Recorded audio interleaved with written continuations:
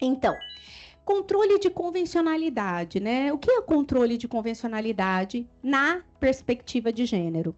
Então, eu tive o privilégio de estudar direitos humanos. Então, atualmente, me empenho no estudo de direitos humanos. E eu começo a perceber, meus amigos, essa dificuldade que o Ministério Público Estadual tem de compreender a eficácia normativa dos tratados internacionais de direitos humanos no nosso ordenamento jurídico. Percebam, quando nós falamos de tratados internacionais de direitos humanos, inclusive nós promotores, nós citamos como algo retórico, como se não tivesse eficácia normativa. Como se fosse uma literatura. Nada impositivo. E eu comecei a me debruçar nesse estudo para compreender e para aplicar de uma forma mais livre, justa e solidária a interpretação do nosso ordenamento jurídico brasileiro, atribuindo eficácia normativa aos tratados internacionais. Então, o que vem a ser esse controle de convencionalidade? Hoje, o Estado brasileiro, ele inserido num panorama internacional de tutela dos direitos humanos, toda a nossa legislação, obrigatoriamente, tem que estar de acordo com a Constituição e, em seguida, de acordo com os tratados internacionais. Nós precisamos compreender que isso é força normativa do poder constituinte originário desde 88. E é isso que nós vamos tratar aqui. Eu não sei como é que passa, né? É aqui? Não sei. Olha, você está vendo? Então, isso que nós vamos tratar, vou tentar ser bem técnica para a gente compreender, porque o que eu vejo, que eu percebo, é que nós ainda não compreendemos a eficácia normativa de um tratado. Nós ainda não compreendemos a eficácia normativa de uma condenação brasileira perante a Corte Interamericana de Direitos Humanos. Nós ainda não compreendemos que STF ele não pode alterar a aplicação determinada pela Corte Interamericana de Direitos Humanos. E eu vou demonstrar para os senhores da seguinte forma. Então, primeiro, nós temos a Constituição da República. Aqui? Tá. Então, nós temos a Constituição da República, todo mundo sabe, né? Olha lá, o artigo... o Estado assegurará assistência à família na pessoa de cada um dos que integram, criando mecanismo para coibir a violência no âmbito de suas relações. Então, nós temos o artigo 226, parágrafo 8º.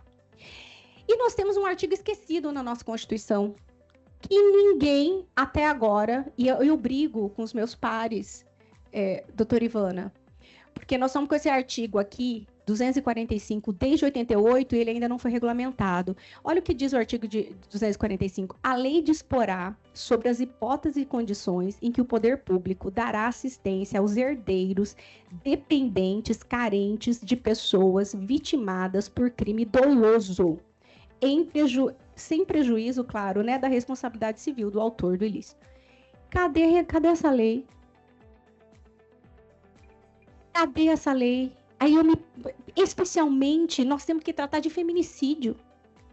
Quantos órfãos, quantas famílias são destruídas com o assassinato da mulher? De que forma o Ministério Público, lá em Brasília, está pedindo para o Congresso para implementar essa lei? Cadê o Estatuto das Vítimas? O protocolo, doutora Ivana, é uma das formas de se implementar. Mas então, nós como Ministério Público, de que forma nós precisamos agir antes que outra instituição haja na nossa frente? Então, por isso que eu me debruço nesse tema. E aí, nós tratamos, então, partindo desse pressuposto, vamos de novo à Constituição, né? Qual seria a eficácia normativa dos tratados internacionais do direito brasileiro? Então, lá no artigo 5º, parágrafo 2º, a gente aprende assim: todos os direitos apostos nessa Constituição não excluirão aqueles direitos decorrentes de tratados internacionais do qual o Brasil é signatário. Então, percebam que o poder constituinte originário atribuiu aos tratados internacionais a materialidade constitucional. De forma que, ingressando no ordenamento jurídico brasileiro, um tratado internacional que preveja uma tutela de um direito humano, a nossa legislação, ela tem que estar condicionada a esse tratado. De primeiro, está de acordo com a lei, com a Constituição? Sim. Está de acordo com o tratado? E se não tiver? E se houver uma antinomia entre o Tratado Internacional de Direitos Humanos e a nossa lei? Nós, o Ministério Público, nós precisamos fazer o controle de convencionalidade, deixar de aplicar a lei, porque o Tratado Internacional ele é materialmente constitucional. Marcele, mas acontece o seguinte, que o STF falou que não é bem assim, que não é materialmente constitucional, mas o STF fala, ainda o STF, fala que é supralegal. Ora, se é supralegal, ele é superior à lei. Então, hoje, na aplicação de uma normativa jurídica, nós precisamos fazer dois movimentos. Aferir o controle de constitucionalidade e aferir o controle de convencionalidade. Se a lei está em desacordo com o tratado, essa lei ela tem que ser afastada do ordenamento jurídico brasileiro. E foi assim que foi decidido quando determinaram que o artigo 16 da Lei Maria da Penha era inconvencional, porque feria a Convenção de Belém. A obrigatoriedade da representação da mulher em decorrência de crime de ameaça feria a convencionalidade da lei, estava contra a Convenção do Belém do Pará. Então, isso nós já estamos fazendo, só que nós precisamos fazer de uma forma mais incidente e rigoroso, tá? Então, a primeira coisa, o que nós temos, então, Marcele, com relação ao enfrentamento à violência contra a mulher, de tratado internacional que nós podemos aplicar aqui no Brasil? A Convenção CEDAW, que é convenção contra todas as formas de eliminação de discriminação contra a mulher. Essa Convenção CEDAW, ela foi discutida e convencionada pela Assembleia Geral das Nações Unidas. Isso significa o quê? É um tratado internacional de direitos humanos que ingressa no ordenamento jurídico brasileiro sob a égide do artigo 5º, parágrafo 2º da Constituição. Então, ela tem pleno vigor no Brasil. E aí, o que eu chamo a atenção dos colegas, todas as vezes que eu faço essa demonstração, é que essa Convenção CEDAW, só para vocês terem um panorama, todos os países que foram signatários dessa convenção assinaram ela, concordaram com ela, mas rechaçando alguns artigos. Olha só, o Brasil assinou essa convenção em 1984, rechaçando alguns artigos. E sabe qual o artigo? O comportamento da mulher dentro do seu lar. A subserviência da mulher. Ó, esse artigo aqui que você fala que a mulher também é igual, isso aqui fere o nosso Código Civil, o Brasil disse em 1983.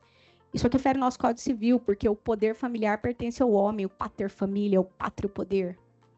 Nós só ingressou a Convenção CEDAW dentro do ordenamento jurídico brasileiro em 93.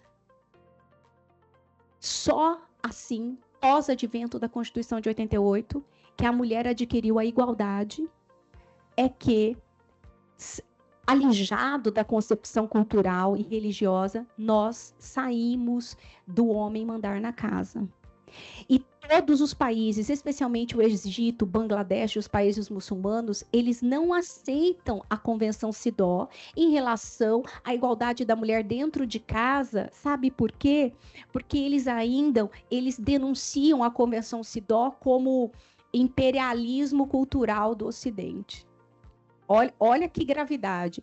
Então, nós temos que pensar nesse âmbito geral. A Convenção CEDAW, vários países não aceitam. Os tratados internacionais de direitos humanos referente à proteção da mulher, eles que são os que menos são assinados pelos países do globo.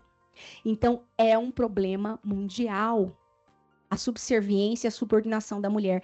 E é isso que eu quero trazer para os senhores. E aqui, Então, nós temos no âmbito da ONU a Convenção CEDAW, que é muito importante, que é ela que prevê o conceito de discriminação contra a mulher. E, a princípio, no conceito do artigo 1º da Convenção CEDAW, ele não previa violência. Aí, na Convenção de Viena, em 1993, né, a agenda da ONU... Gente, a agenda da ONU agora é enfrentamento à violência contra a mulher e igualdade de gênero.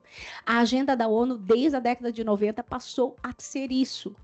Então, nós estamos dentro, nós temos que aproveitar essa onda para implementar alteração cultural de pensamento, de aceitar a mulher, adequação social da mulher da sociedade. É isso que vem trazendo esse alto número de feminicídio. Eu vou começar a acelerar para dar tempo de passar para os senhores algumas coisas assim importantes. Então, aqui no direito brasileiro, nós temos a Assembleia Geral da ONU com a Convenção CEDAW. Nós precisamos ter essa convenção na ponta da língua, ela é muito importante. A Convenção de Belém do Pará, que é um tratado de direitos humanos que ingressa no ordenamento jurídico brasileiro com caráter supralegal, então é superior à Lei Maria da Penha. Veja, a Lei Maria da Penha retira seu fundamento na Convenção de Belém do Pará. Todas as leis do enfrentamento contra a violência contra a mulher, ela precisa passar pelo controle de convencionalidade da Convenção de Belém do Pará, tá? E aí, eu quero só chamar a atenção para os senhores, eu vou disponibilizar esse slide, porque tem muita normativa que a gente pode utilizar, inclusive na interpretação do nosso ordenamento jurídico, especialmente esse decreto 4463.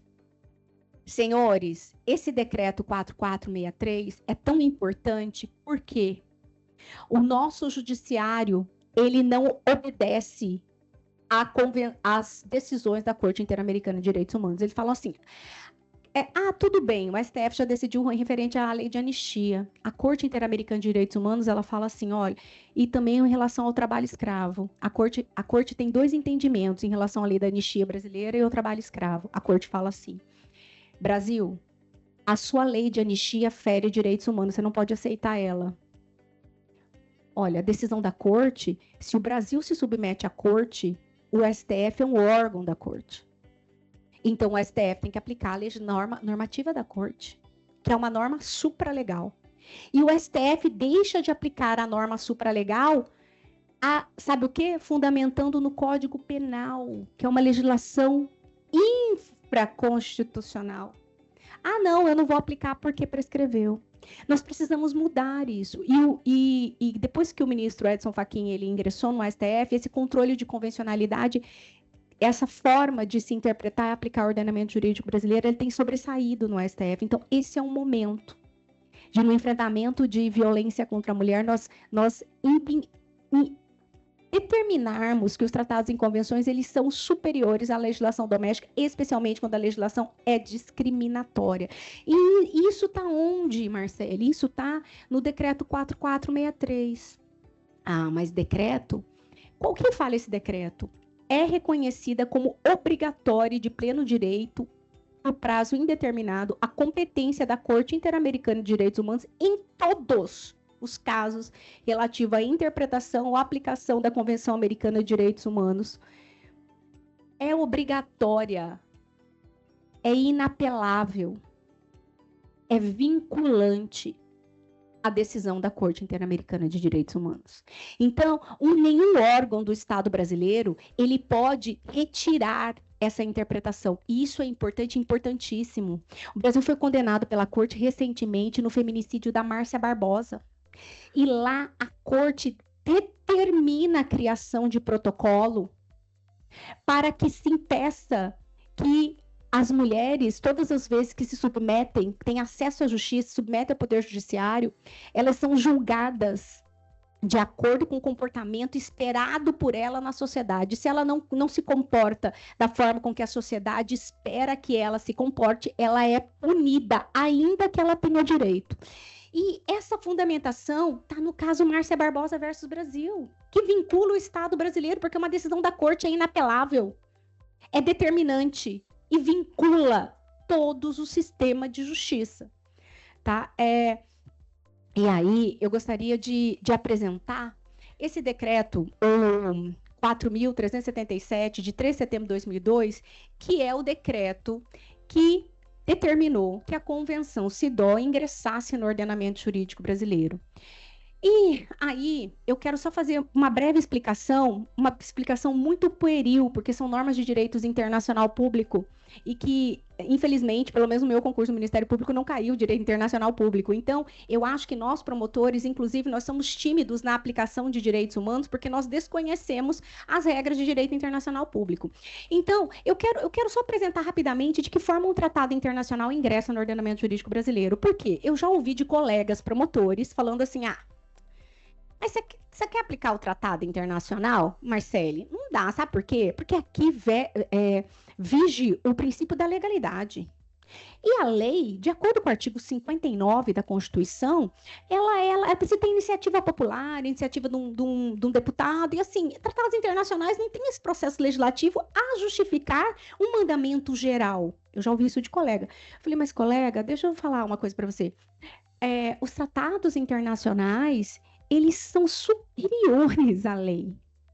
Eles só não ingressam no ordenamento jurídico brasileiro pelo processo legislativo porque é uma convenção internacional de discussão soberanas de mais estados, de 100, 120, 130 estados. No caso da Convenção CEDAW, 199 estados. Como é que você quer que um tratado que vem externo ingresse no ordenamento jurídico brasileiro com o processo legislativo da lei? Não vai nunca entrar, porque não é uma discussão interna, é uma discussão externa que o Brasil adere espontaneamente, gozando da sua soberania. Aí a resposta é assim, mas não passou no Congresso Nacional, então não tem... gente, então eu vou explicar para vocês que nenhum tratado internacional ingressa no ordenamento jurídico brasileiro sem a autorização do Congresso Nacional, artigo 49.1 da Constituição. Nenhum. E eu coloco porque olha o que vem. Todo tratado internacional, ele vem através de decreto, não é lei, é decreto, porque é o processo legislativo de ingresso de leis externas no nosso ordenamento, isso daqui é constitucional. Então, veja, olha lá, o presidente da República, no uso da atribuição do artigo 84, que o presidente da República assinou, mas o presidente da República só assina depois que o Congresso autoriza. Então, tem a vontade geral a justificar a eficácia geral do tratado internacional. Então, veja, eu trouxe isso aqui só para exemplificar, olha lá. Considerando que o Congresso Nacional aprovou. Então, tem discussão da Casa do Povo, sim. E aí vem de novo, considerando que pelo decreto legislativo o Congresso Nacional revogou o decreto legislativo 93. Então, todo o tratado internacional, o presidente da República, ele só chancela se tiver uma autorização e discussão prévia no Congresso Nacional de acordo com o artigo 49.1 da Constituição da República. Então, não existe essa fala de que o tratado não ingressa no ordenamento jurídico. Não, o tratado ingressa no ordenamento jurídico brasileiro com um processo diferente da lei, mas a eficácia dele é superior à lei. Porque, percebam, olha só, se o Congresso autorizou, veja, Brasil, eu sei que a minha legislação interna é diferente desse tratado que eu me sujeito a assinar. Eu estou sabendo. Vamos passar no Congresso Nacional. O Congresso Nacional está assinando um tratado internacional, mas você sabe que a sua legislação interna é contra isso. Mas eu estou discutindo, eu vou aceitar. Não significa uma revogação da legislação interna? Olha, se o Congresso Nacional, sabedor que tem uma legislação interna, tratando de forma diferente, ele aceita que o presidente da República, ele autoriza a celebração, significa que aquela legislação interna já não atende mais a vontade geral. E aí, o presidente da República, no gozo da sua soberania, ele assina o tratado internacional, que é contrário à legislação interna. Isso significa que presume-se que o presidente da República tenha conhecimento da sua legislação interna. E se ele se submete a um tratado internacional, ele automaticamente está revogando a legislação interna. É isso que é o controle de convencionalidade. Ora, se a nossa legislação interna apresenta um espectro de proteção menor que um tratado internacional, o tratado internacional, ele de uma forma, ele revoga, esse não é o termo jurídico, né? Ele afasta. Quando a gente estuda controle de convencionalidade, a gente fala assim, a partir do momento que o Brasil celebra um tratado internacional de direitos humanos, paralisa toda a legislação brasileira, e essa legislação brasileira, aí, a partir de então, ela tem que estar de acordo com o tratado, ou deixando de aplicar o artigo que vai contra, ou fazendo uma interpretação da lei que contemple os direitos e os valores estabelecidos no tratado, porque o tratado foi discutido na Casa de Leis, que é o Congresso Nacional, autorizado pelo Congresso e assinado pelo Presidente da República. Fazendo esse parênteses, desculpa, é muita informação, né, gente? Fazendo esse parênteses, e só para a gente não ser tipo, por que eu explico isso, doutora Ivana? Carla, eu explico isso porque eu vejo que nós, o Ministério Público, somos muito tímidos ainda de pedir, por exemplo, um cumprimento de sentença com base no tratado internacional. A gente faz, e eu vejo isso nos meus colegas, a gente faz assim, será que vai dar? Não estou acreditando muito nisso porque não tem um artigo tal do... Não, gente, o tratado ele é superior à nossa legislação interna, e isso é força constitucional. E aí, isso aqui é o artigo 1º da Convenção CEDAW, que é aqui que a gente vê o que é discriminação contra a mulher, né? Toda distinção, exclusão, restrição baseada no sexo que tenha por objeto ou resultado prejudicar ou anular o reconhecimento, gozo ou exercício pela mulher, independentemente de seu estado civil, com base na igualdade do homem e da mulher, dos direitos humanos e liberdades fundamentais nos campos políticos, econômico, social, cultural e civil, ou em qualquer outro campo. Então, nós temos, inclusive, para caracterizar a discriminação, porque nós temos um feminicídio, feminicídio do inciso 2, que fala assim, discriminação e desprezo à condição de mulher, porque o Código Penal não fala que é discriminação, mas nós podemos utilizar o Tratado Internacional de Direitos Humanos, na Convenção CEDAW, para especificar. E foi isso que foi alterado pela Declaração de Viena de 1993, porque a Declaração de Viena inclui a violência como discriminação, porque a Convenção, a princípio, não incluía a violência como discriminação. Então, isso aqui a gente pode... E aí vem... Nós temos... Depois da Convenção, foi criado o Comitê CEDAW da ONU, que é a Convenção para a Eliminação. E aí, gente, isso aqui é o primeiro tapa na cara do Brasil. Primeiro tapa na cara. Essa recomendação 33, parágrafo 26, é uma recomendação... Então, tem um comitê... A agenda da ONU criou um comitê anual para que todos os estados signatários remetam à ONU a atual condição e situação de enfrentamento à violência contra a mulher. Todo estado signatário, obrigatoriamente, remete ao comitê. Integrou esse comitê a Silvia Pimentel, de São Paulo. Então, é um comitê muito importante. E esse comitê, olha só, olha esse 26. Esse 26, doutora Ivana, ele pauta o nosso protocolo que a senhora vai apresentar. O artigo 26, ele fala assim, os estereótipos e os preconceitos de gênero do sistema judicial têm consequências de amplo alcance para o pleno desfrute pelas mulheres de seus direitos humanos. Está aqui o fundamento. Eles impedem o acesso das mulheres à justiça em todas as áreas do direito e podem ter um impacto particularmente negativo sobre as mulheres vítimas e sobreviventes de violência. Então, isso tá gente, é só pegar a recomendação CEDAW, a análise do comitê, recomendação 33, parágrafo 26. Olha o que ela fala. Os estereótipos distorcem de percepções e resultam em decisões baseadas em crenças e mitos preconcebidos em vez de fatos relevantes. Com frequência, juízes adotam rígidos estándares sobre comportamentos que consideram apropriado para mulheres, penalizando aquelas que não agem conforme esse estereótipo.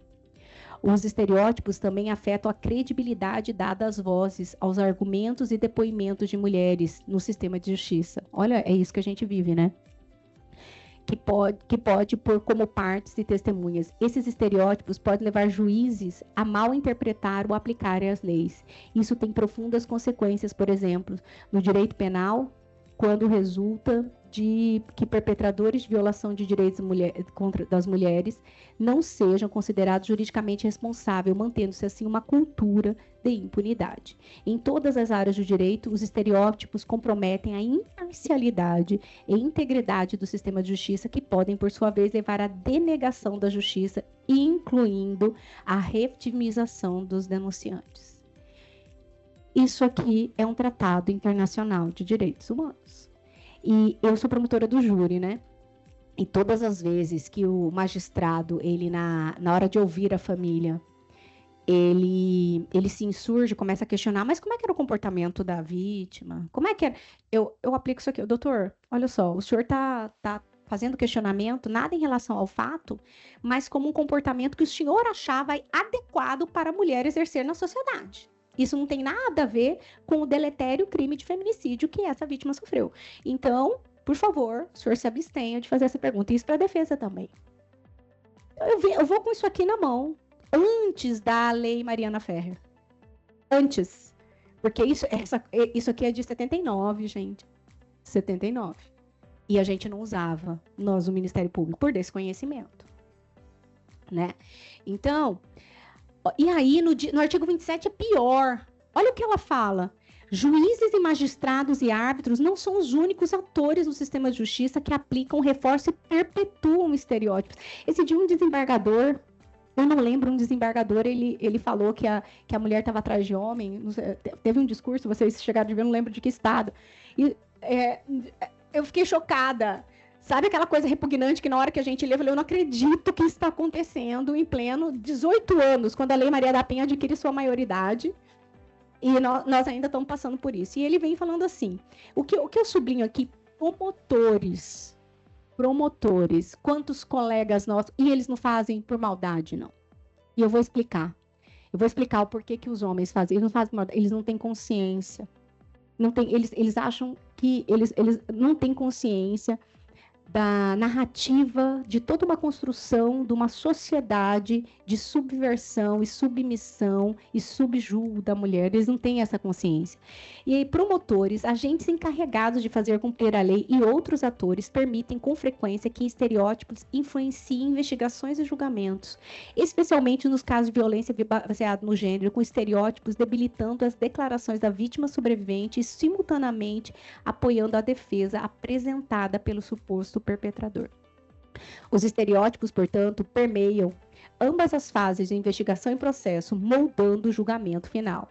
As mulheres devem poder contar com um sistema de justiça livre de mitos e estereótipos e com um judiciário cuja imparcialidade não seja comprometida por pressupostos tendenciosos. Então, primeiro o diagnóstico, nós estamos com esse problema, nós estamos julgando por aí tem a Convenção CEDAW e a Organização das Nações Unidas em 2016, né? É a agenda do momento. Ela traz a ONU, né? O último estágio de violência e subjugo da mulher é o momento que o homem ele decide se ela vive ou se ela morre. Então, o último estágio é o feminicídio. Então, os dados de feminicídios, eles deixam claro, cristalino, que tipo de sociedade a gente vive. Então, são esses dados que a ONU, ela utiliza para se estabelecer o grau de periculosidade, o grau de liberdade que uma mulher tem naquela sociedade. Então, por isso, os dados de feminicídio, eles permeiam todas as estatísticas. Porque, e no Brasil, então, é assolador, né, esses dados. Então, acho que saiu. Então, lá na Convenção... E aí, nós vamos tratar agora da Convenção de Belém do Pará, que é um tratado internacional de direitos humanos que ingressa no ordenamento jurídico brasileiro e com caráter de supralegalidade, nos termos do parágrafo 2º do artigo 5º da Constituição da República. Então, sempre assim. Então, eu estou vendo um tratado internacional de direitos humanos, supralegal. Ele está acima do Código Penal, ele está acima do Código de Processo Penal. Aliás, o artigo 1º do Código de Processo Penal, ela fala assim, este código reger-se-á pela seguinte lei, inciso 1, exceto tratados de direito internacional. A exceção está ali. E a gente, nós, como promotor, eu falo isso, nós, porque eu também fazia isso, gente. E eu tenho que remodelar a minha atuação para colocar a eficácia nos tratados. Não adianta o Brasil ser signatário de tratado se nós, operadores do direito, nós não aplicamos esse tratado com a eficácia que eles gozam. Né? Isso é proteger de forma deficiente o direito. Nós não estamos protegendo de forma eficiente o direito se nós não aplicamos tratados. Então, na Convenção do Belém do Pará, já lá no artigo 3º, toda mulher tem direito de ser livre de violência, tanto na esfera pública quanto na esfera privada. O artigo 4º, toda mulher tem direito ao reconhecimento, desfrute, exercícios e proteção de todos os direitos humanos. E o artigo 6º, que eu acho que é o mais importante que eu vou passar agora, o direito de toda mulher ser livre de violência abrange, entre outros, a liberdade e tudo mais, né? Vou passar rapidinho isso aqui, gente, porque eu quero agora que a gente compreenda o porquê que nós inconscientemente fazemos julgamento com perspectiva de gênero o tempo todo, inclusive nós mulheres. Né? Essa Márcia Barbosa versus Brasil. O Brasil foi condenado perante a Corte Interamericana de Direitos Humanos. Ora, a Corte Interamericana de Direitos Humanos, o Brasil se submete à Corte, logo essa decisão vincula todos o Poder Judiciário, todo o Estado brasileiro, é inapelável. Então, no caso Márcia Barbosa, uma jovem de 20 anos, numa convenção num partido, ela participou do movimento político lá na Paraíba, no estado da Paraíba, e manteve relação sexual com o deputado levou a Márcia Barbosa para um motel, e ninguém sabe o que aconteceu lá. E ele matou a Márcia Barbosa, esganada, torturou ela. E no dia seguinte, ele foi visto por um lixeiro despejando o corpo da Márcia Barbosa, essa menina não tinha 20 anos, no lixo. E aí ele tinha imunidade parlamentar. Ele tinha imunidade parlamentar e o processo não seguiu. Finalmente, quando se conseguiu julgar pelo júri, né, foi condenado pelo júri, ele recorreu, porque, em que pese a decisão do júri ser soberana, ela precisa ter trânsito em julgado. E nesse intervalo do trânsito em julgado, depois de 15 anos de espera da família, de ver a condenação do deputado, primeiro a Assembleia não deixou, e logo em seguida, quando ele não era mais deputado, ele começou a recorrer, sabe? Recurso, e ele faleceu sem cumprir a condenação. Meus amigos, essa sentença, eu acho que todo promotor da violência doméstica que atua tem que imprimir e colocar no gabinete. Essa sentença esculacha o Brasil. Falei, Brasil, desde o caso da Maria da Penha, vocês não aprendem? Nós fizemos a Convenção de Belém do Pará lá no seu país e vocês continuam julgando com perspectiva de gênero? Eu condeno você, Brasil, porque você não dá acesso à justiça às mulheres. A mulher brasileira ainda não adquiriu o direito de viver. A mulher brasileira ainda não tem direito de terminar um relacionamento, porque ela paga com a vida. Até onde você está, Brasil? Gente, é um tapa na cara da gente. E aí, foi a última decisão, né? Então, lá a impunidade, e a corte coloca assim, olha só, a comissão, a impunidade dos crimes cometidos envia a mensagem de que a violência contra a mulher é tolerada, o que favorece sua perpetuação e a aceitação social do fenômeno, o sentimento e a sensação de insegurança nas mulheres, assim como uma persistente desconfiança na justiça. Isso aqui está na comissão. Como é que funciona a corte? A corte funciona assim. Alguém precisa denunciar o juiz, né? Então, a Comissão Interamericana de Direitos Humanos faz a investigação e impõe regras para o país, ou celebra um acordo para o país para não judicializar perante a corte. Então, quem faz isso é a Comissão Interamericana de Direitos Humanos. Então, são duas instituições diferentes, a comissão e a corte. Nós, na aplicação, a gente meio que confunde. Por exemplo, o caso Maria da Penha, ela não foi levada à corte. Só passou pela comissão, porque o Brasil, ele aceitou as condições da comissão para a comissão não judicializar. Então, o caso Maria da Penha, inclusive com o advento da lei, foi um acordo que o Brasil fez com a comissão. Comissão, tudo bem, eu vou mudar a nossa legislação para dar uma tutela melhor para o Brasil. Então, esse caso não foi a corte. O primeiro caso que foi a corte do Brasil foi Márcia Barbosa. E aí é o momento que a corte fala: olha, Brasil, passou todo esse tempo, vocês continuam julgando com perspectiva de gênero, você continua falando, e desde Márcia Barbosa e desde Maria da Penha, era proibido falar de legítima defesa da honra. Desde Maria da Penha e Márcia Barbosa. E o STF decidiu isso em 2022. Olha como nós estamos atrasados para aplicar uma normativa que vincula o Estado brasileiro, independente de interpretação do STF. Porque se submeter à decisão da corte, o Brasil submete a decisão da corte que vincula todos os órgãos brasileiros. Então não precisava. E aí, lá no parágrafo 70 dessa convenção, a corte fala assim, ó. A comissão estabeleceu, aí que é a comissão relatório, né?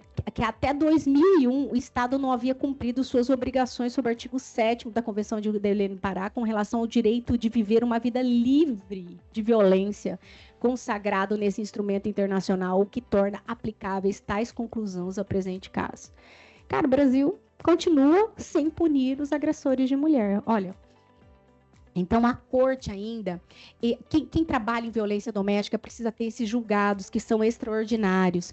Esses julgados que eu coloquei, caso penal Miguel Castro versus Peru, que é violência sexual sofrida por mulheres escolhidas no complexo penitenciário. É horrível, é chocante esse caso, que vincula o Estado brasileiro, porque não é só a sentença contra o Estado brasileiro, mas a jurisprudência da corte também vincula. E o que os policiais militares fizeram? Mandaram todas as mulheres tirar a roupa, eles não estupraram elas, mas elas eram obrigadas a passar o dia inteiro nua. E só esse fato delas submeterem, serem humilhadas a essa condição, a corte já condenou. Isso é indignidade, o Estado tem que responder. Eles não tocaram nelas, eles só mandaram elas ficarem nuas. É muito interessante esse julgado com relação à vulnerabilidade e à utilização do corpo feminino, importantíssimo para a gente. Outro julgado importante é esse caso Gonzalez e outros, que é Campo Algodoeira, porque 4 mulheres foram assassinadas depois de ser estupradas e o México não puniu, não foi atrás dos autores, também condenação.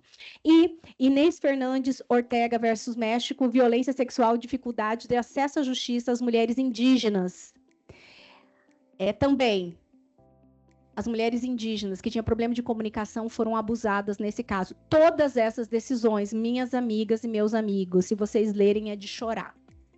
De falta de punição, é de chorar.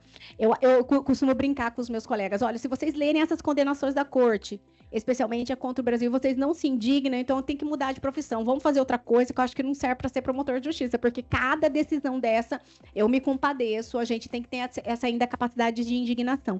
E o massacre de Los Angeles versus Guatemala, proteção também em conflito armado, isso aqui a gente não é muito a nossa realidade, né, mas desde que homem é homem, a primeira coisa que o vencedor fazia com o vencido era escravizar os homens e estuprar as mulheres, né?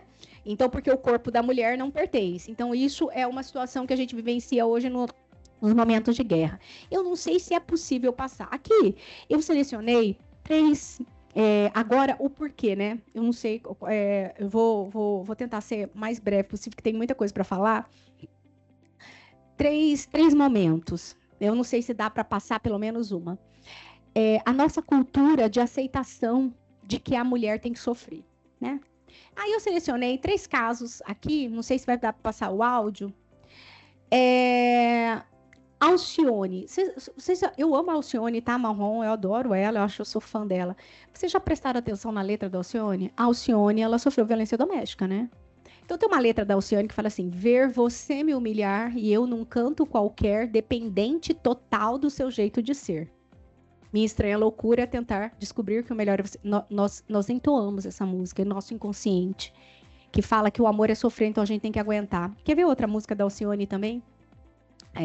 Eu só fico em teus braços porque eu não tenho força para tentar ir à luta. Eu só faço o que mandas pelo amor que é cego, que me castra e domina. Então, quando nós reproduzimos isso, nós sublinhamos a submissão e por que nós devemos se submeter a esse amor tóxico. Então, e aí tem mais, eu não sei, aqui no Espírito Santo, mas eu sou do Mato Grosso, do interior, a doutora Ivana sabe. Tem uma música chamada Cabocla Teresa, vocês já ouviram? É engraçadíssimo, assim. Engraçadíssima de repugnante, quando eu falo que é engraçadíssima. É um cancioneiro popular que ele mata a cabocla. Porque a cabocla resolveu terminar o relacionamento e tá com outro homem. E a música é ele confessando o crime. Ele chora confessando o crime. E ele fala, ó, essa aqui é minha história, doutor. Essa cabocla eu matei. É minha história, doutor. Eu achava que essa música não ia mais reproduzir, né? Era uma coisa assim, até que o Amado Batista do momento, chamado Eduardo Costa, regravou. E o Eduardo Costa regrava e ele canta isso com todo mundo cantando. Se você colocar nos 2h40, daí amarrou, eu ia colocar para vocês, não sei se vai ter som. Pode ser o primeiro do Eduardo Costa? Você coloca o primeiro? Acho que não é essa. É essa aí, né? 2h40, no 2h40. 2 minutos e 40. Olha a música, gente. É, bem no finalzinho, é. Só a parte que ele confessa o feminicídio, a gente fica com pena dela. Pode ser aí, pode ser. Tá.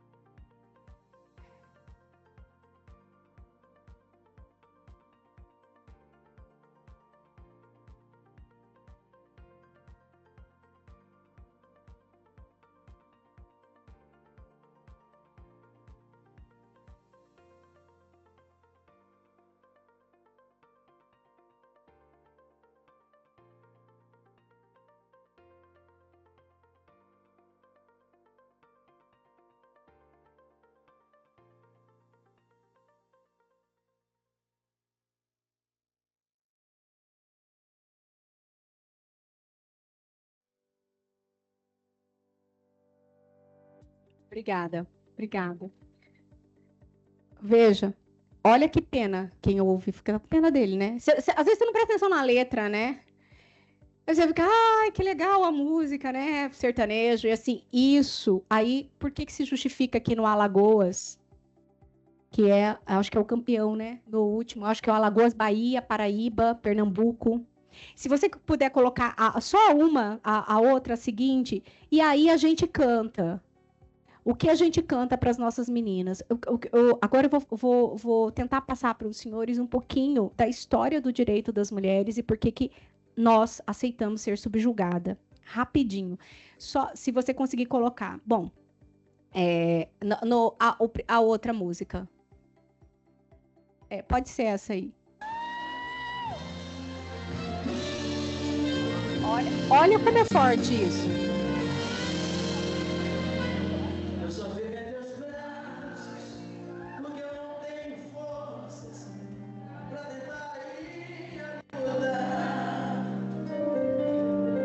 Eu só sei me Deus braços, pois não sei te deixar, e essa ideia me assusta.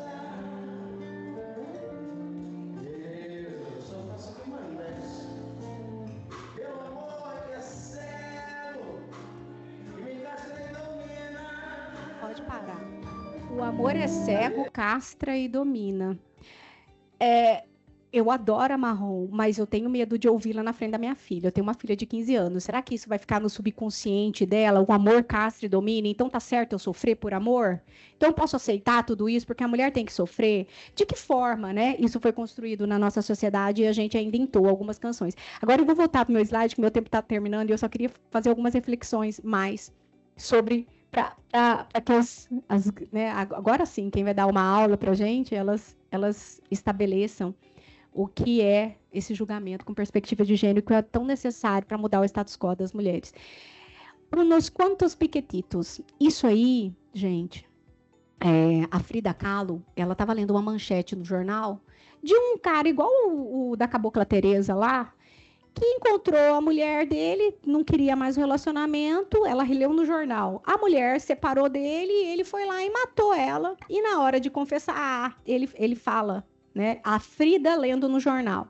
Só foi umas facadinhas. Não fiz nada, só foi umas facadinhas. E ele estava solto. E a Frida, muito indignada, né? Já movida pelo essa, esse querer de mudar o status quo da mulher na sociedade, ela faz esse quadro. E ela intitula o quadro Unos Quantos Piquetitos. Olha só, não é nada, né? Mas olha como é que ele deixou o corpo da mulher. Então, isso é cultural e essa cultura é mundial. E aí, tem uma colega de São Paulo, que ela é maravilhosa, a doutora Silvia Chaquian, e ela traz a história do direito das mulheres. Então, para a gente sair dessa condição de achar, entoar marrom e achar que Cabocla Teresa tá ok, nós precisamos ter a consciência de que forma que a narrativa do Ocidente foi estabelecida, a narrativa histórica com relação a quem é a mulher. Então, nós saímos. O Oscar Wilde, ele fala o seguinte: olha que legal.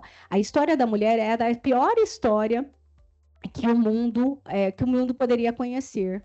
É a tirania do mais fraco sobre o mais forte. Como é que o mais fraco ele consegue ser tirando com o mais forte? Diminuindo,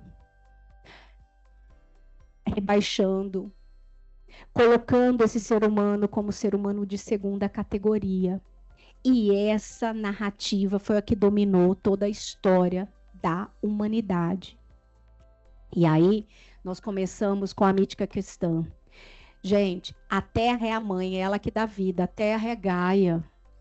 A mulher que tem o poder, ela é o único transporte para a terra, é através do corpo de uma mulher. E o que aconteceu? Depois que o homem começou a dividir propriedade, estabelecer territórios, ele precisava saber da sua descendência. A partir do momento que ele precisava ter certeza da sua descendência, ele precisou controlar o corpo da mulher. E de que forma ele controla o corpo da mais poderosa? Exprimindo narrativas que dominaram o discurso. Por isso que nós chegamos onde nós chegamos. E a primeira narrativa é a mítica cristã. Então, é a transição da Gaia para Eva. A mulher é responsável por todas as tragédias da humanidade.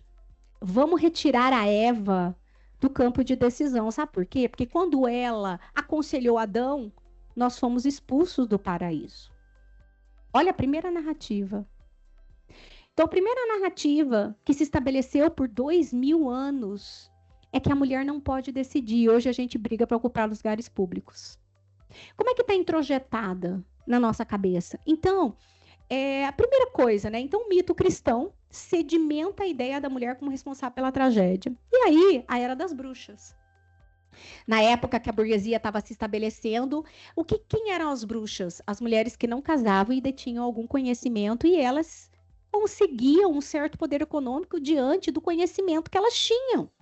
Olha, a mulher com conhecimento e poder econômico, guerra às bruxas. A mulher, ela sai de Eva para a bruxa. A mulher, olha só, o São Crisóstomo, um dos filósofos, né, que narrou justificou essa caça às bruxas, ele falou assim: a mulher é inimigo da amizade. Olha só, a dor irrelutável, o mal necessário. Então, o discurso foi estabelecido que a mulher era um mal necessário, a mulher precisa de controle, a mulher precisa ser controlada.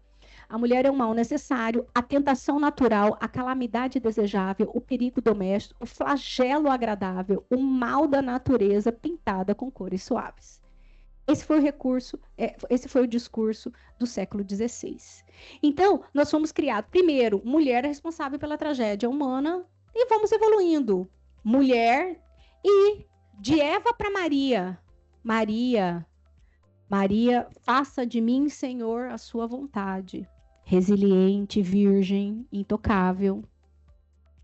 E aí nós vemos para a Era das Bruxas e tem mais.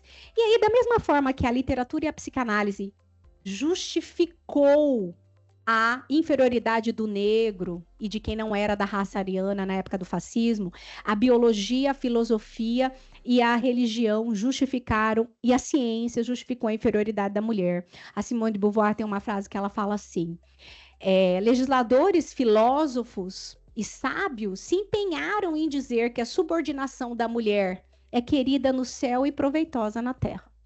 E esse foi o discurso que pautou, porque nós estamos aqui ainda brigando por estado de poder, já vou terminar. Então, na concepção de sexo único, Freud, Rousseau, iluminista, Rousseau dizia que a função da mulher era dar felicidade ao homem, e assim Aristóteles. Então, o discurso, e Freud, na psicanálise, a mulher, o falo, né? A sociedade é falocêntrica, já dizia Bourdieu. Então, assim, o falo, o homem é o ser perfeito. A mulher, como não é côncavo, né? Ela não é convexo, ela é côncavo, ela tem uma cava, ela tem um buraco, ela é incompleta. Essa incompletude justifica a sua subordinação. Então, vão percebendo essa narrativa de nos subjugar? Então, a gente tem que compreender isso para não aceitar, para se insurgir contra essas narrativas, porque são ainda frutos. Algum homem aqui tem alguma roupa que tem zíper nas costas? Eu parei de comprar, viu, minhas amigas? Roupa que tem zíper nas costas e botão nas costas. É o último resquício de cinto de castidade. A mulher não tem autonomia sobre o seu corpo. Então, ela precisa de alguém para retirar a roupa dela. Isso é dominação. Eu queria... Como é que o homem ia fazer com um macacão com zíper nas costas? Então, nós não temos autonomia. Isso vem intrinsecamente que nós não somos autônomos. Nós precisamos de alguém para nos despir. Então, compreendam isso. Até hoje, esse discurso, a gente tem que fazer um exercício. E eu faço todo dia, porque nós somos introjetados nessa sociedade. Eu penso igualzinho todo mundo. Não sou diferente, mas eu faço um exercício para não sê-lo. Diário, viu, doutora Ivana? Carla, diário eu faço esse exercício. E aí... E olha só Freud, gente. Freud fala assim, que é a inveja do pênis que determinará as emoções e atitudes por parte da mulher. A histeria é ligada ao útero pela incompletude. O útero é incompleto. Então, nós somos incompletas.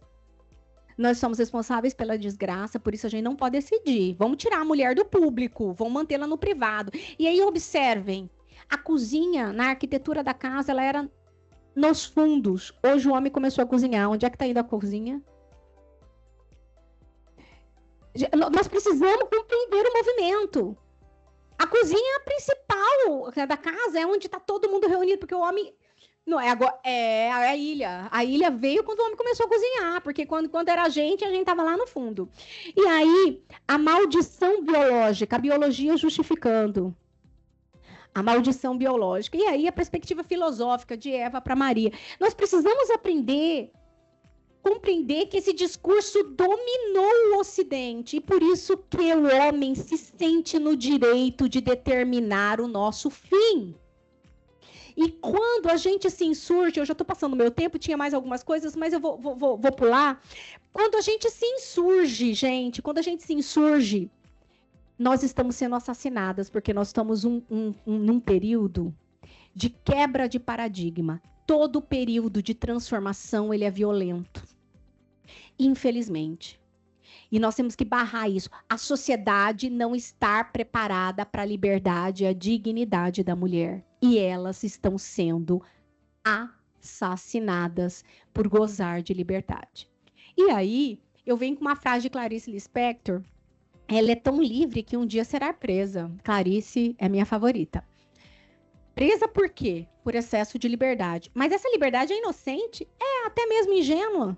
Então, por que a prisão? Porque a liberdade ofende.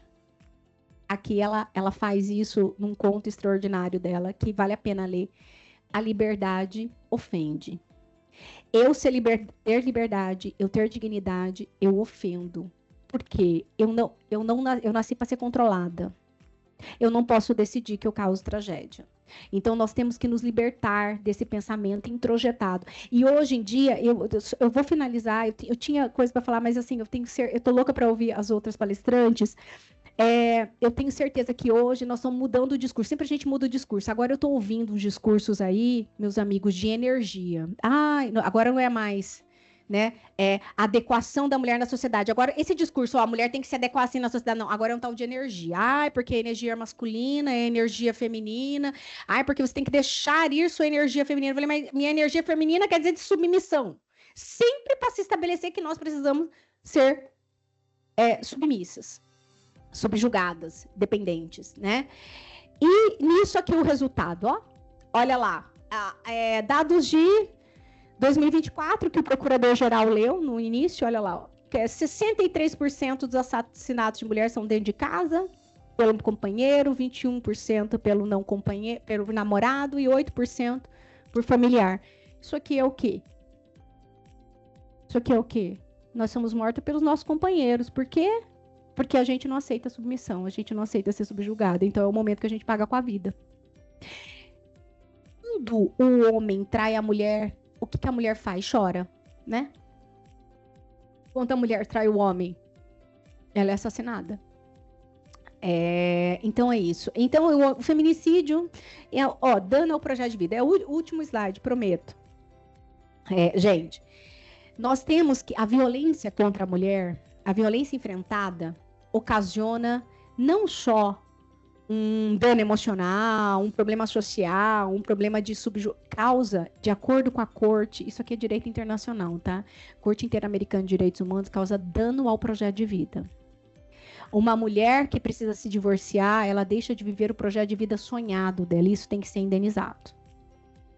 Os filhos deixam de poder, às vezes, ter uma situação financeira melhor, já que a mulher, para se divorciar, ela arca com uma dificuldade econômica, ou, no mínimo, diminui o seu padrão de vida, que faz com que aquela família deixe de sonhar o que antes ela sonhava.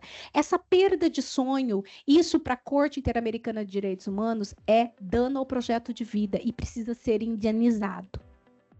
Não é só dano material, dano moral. Nós temos agora, a Corte julgou Lazoia e Tamoio. Nesse caso, ela determina que toda ação violadora, ela tende, especialmente, aí a gente entra no dano ao projeto de vida e entra no 245 da Constituição. Cadê a lei que vai reparar as vítimas de crimes dolosos?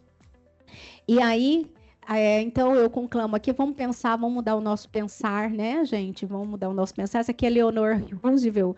Eu fiz questão, né, na terra de Bernadette Lira, citar Eleanor Roosevelt, porque a Eleanor Roosevelt, a Declaração Universal dos Direitos Humanos estava assim, no artigo 1º. Todos homens são irmãos. E foi ela que pediu, vamos alterar isso, vamos colocar a igualdade no artigo 1º. E atendendo a Eleanor Roosevelt, né? Então eu encerro aqui, eu espero que eu tenha pelo menos causado angústia e alguma reflexão. Já vou sair satisfeita daqui, de pensar o comportamento da mulher e de que forma todas as narrativas nos colocaram como seres humanos de segunda categoria. Então, com um novo dia, vem uma nova força e novos pensamentos. Espero que daqui a gente retire novos pensamentos. Muito obrigada.